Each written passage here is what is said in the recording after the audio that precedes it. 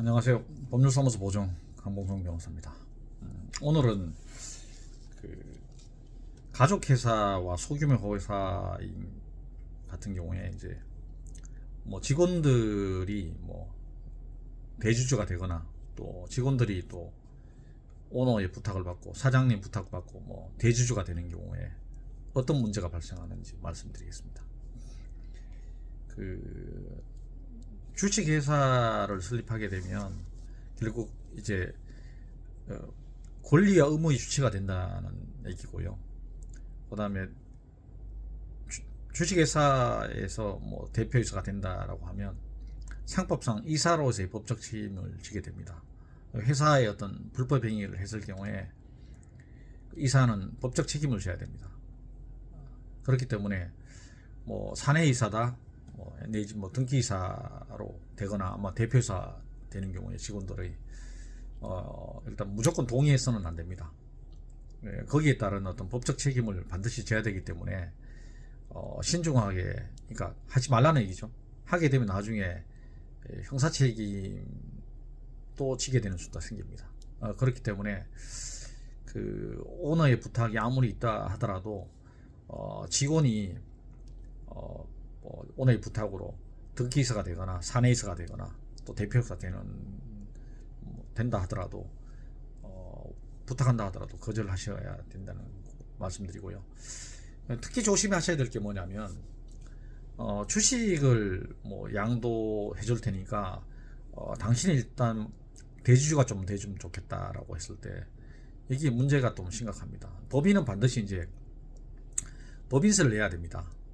이제 법인세를 내야 되는데 물론 법인세는 뭐 1차적인 납부 의무자는 법인입니다. 이제 법인 재산으로 이제 감당하는데 우리 이제 그 소득세법에 의하면 법인 같은 경우에는 이제 대주주가 2차 납세 의무자라고 명시되어 있습니다.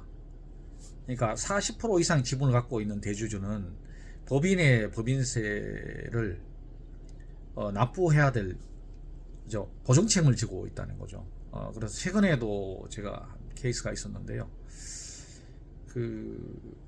사장님은 오래된 인연으로 연하게 본인이 이제 주식 45%를 양수받아가지고 대주주로 돼 있는데 이 회사의 담당 회계사가 관할 세무서에다가 이게 1년에 한 번씩 주주 변동이 있으면 주주 변동 신고를 하도록 되어 있습니다. 주주 변동 신고를 하게 되면 세무서는 그 변동 신고된 내역을 기준으로 2차 납세 의무자 대주주가 누구냐 판단해서 납세 의무를 고지하거든요. 뭐 최근에 어느 날 갑자기 관할 세무서에서 등기호 표현한 겁니다. 법인세 3억이 체납되어 있으니까 납부하라고, 당신이 대주주니까 2차 납세 의무자다 라고 해서 지금 세금을 물어야 되는 상황이 있습니다. 자, 이런 경우에 이게 세금을 납부하지 않으면 그리고 그 개인 재산, 그죠? 뭐 대주주인 개인 재산, 뭐 아파트랑 부동산이 공매당하는 그런 어떤 그 사태를 맞이하게 되거든요. 그러니까 이런 부분에 대해서는 극히 조심하셔야 되고요. 자, 이런 경우에 우리가 어떻게 뭐 대응해야 되냐라고 했을 때 대주주의 부탁이 있었다고 한다면 일종의 주식의 명의신탁이거든요.